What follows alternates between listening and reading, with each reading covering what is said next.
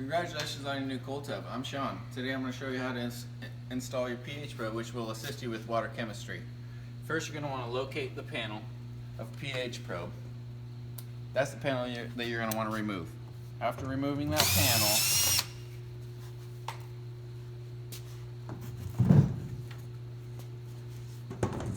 you're going to find a fitting in here that says pH probe on the tag. You're going to want to back the strain relief off. Get your probe, take it out of the water. Remember, you don't want them to dry out or freeze.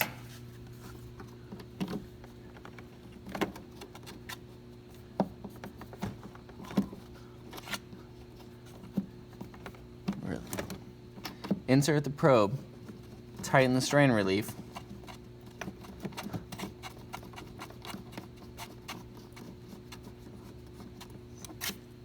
After you tighten it, you have two wires that you need to connect. They're labeled as such, pH and ORP. Hook up the wires to the correct fitting. After that, you have a plug inside here. You're going to want to remove that plug. Insert the grate that comes in your box. And you're ready to fill.